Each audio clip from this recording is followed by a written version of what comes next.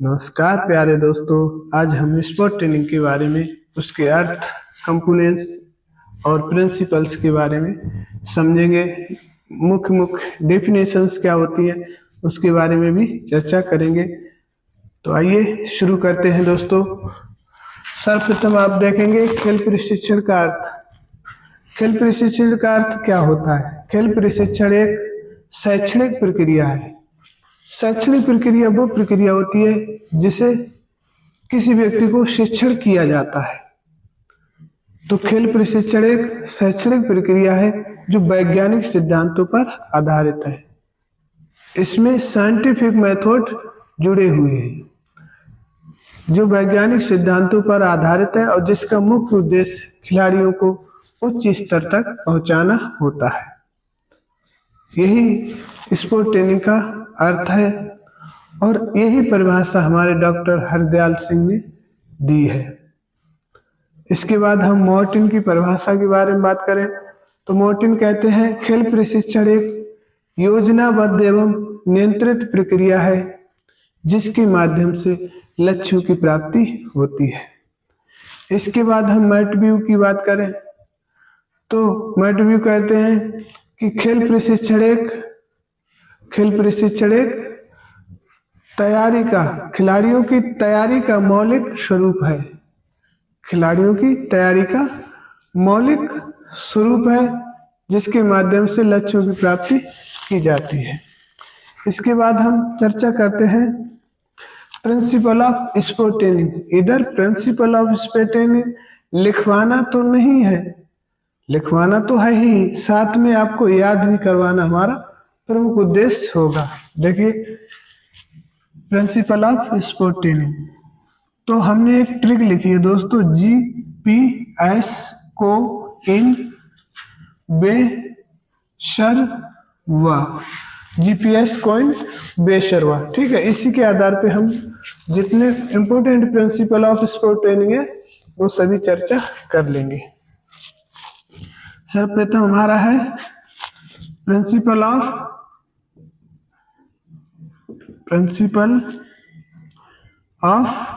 General training का general training. सर्वप्रथम खेल प्रशिक्षण का सर्वप्रथम नियम लागू होता है जनरल ट्रेनिंग। क्या सर्वप्रथम किसी भी खिलाड़ी को जनरल ट्रेनिंग से गुजरना चाहिए। क्या इसके बाद होता है हमारा पीरियोडाइजेशन। क्या प्रिंसिपल ऑफ पीरियोडाइजेशन।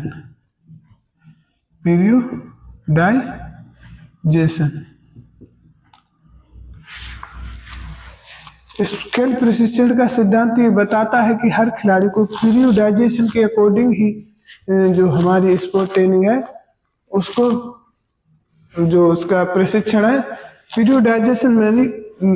पीरियोडाइजेशन में ही बंटकर उसे प्रशिक्षण देना चाहिए, बांटकर प्रशिक्षण देना चाहिए। जैसे हमारा क्या होता है, सर्वप्रथम होता है मैक्रो और मीजो और माइक्रो।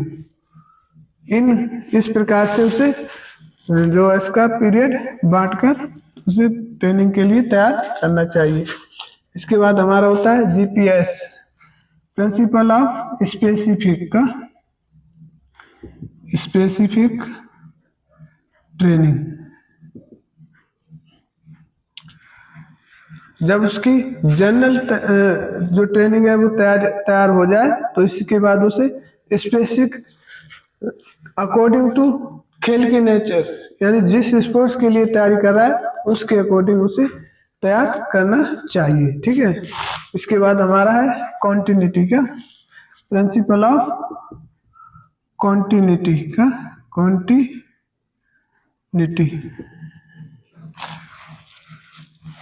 तीसरा हमारा है प्रिंसिपल ऑफ कॉन्टिन्यूटी, यानी किसी भी ये तो स्पोर्ट ट्रेनिंग है, कोई सा भी सिद्धांत ले लो भाई, वहां पर भी अगर कॉन्टिन्यूटी आप बनाकर नहीं रखते तो आप उस कार्य में सफल होने के बहुत कम चांस होते हैं। इसके बाद होता है हमारा इंडिविजुअली। क्या individually individual training, principle of individual training, ठीक है, प्रिंसिपल ऑफ इंडिविजुअल ट्रेनिंग।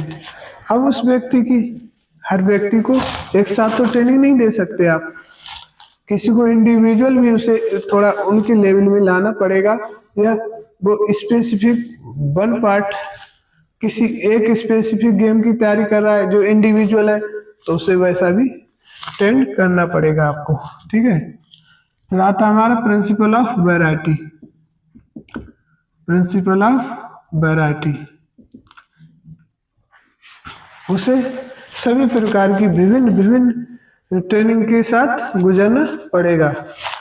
क्यों गुजारा जाता है? क्योंकि उसे क्या जाए, अडेप्टेशन। तो अगला हमारा क्या है, principle of adaptation, principle of adaptation, यानी अडेप्टेशन का सिद्धांत, ग्रहण जो अपने अंदर उसे अडेप्टेशन आ जाए, इसलिए उसे क्या करते हैं,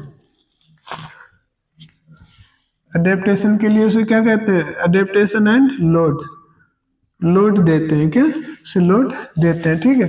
इसके बाद हमारा आता है अगला प्रिंसिपल ऑफ, अब हो गया हमारा शीशे cycle city process of training हो गया।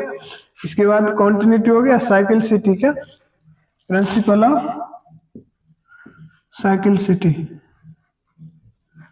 साइकिल सिटी, ये कहता है साइकिल में बांट लो उसे, क्या मीजो,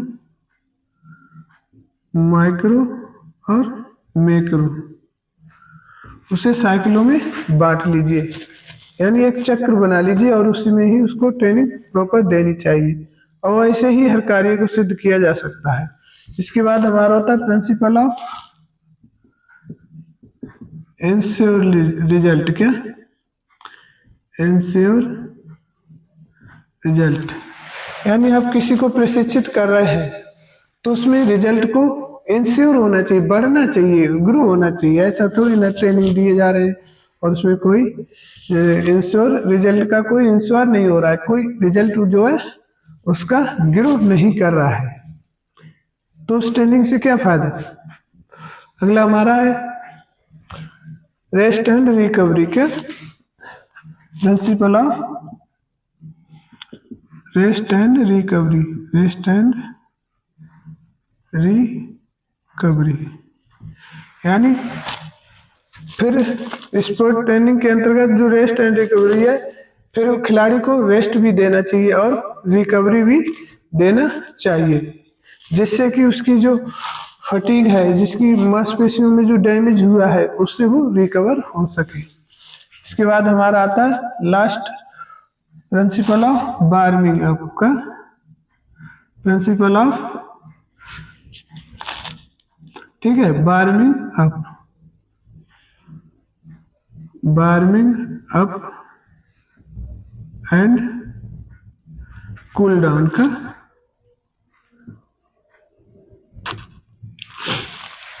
WS दोस्तों हमारा हो गया वार्मिंग अप, क्या वार्मिंग अप, ठीक है।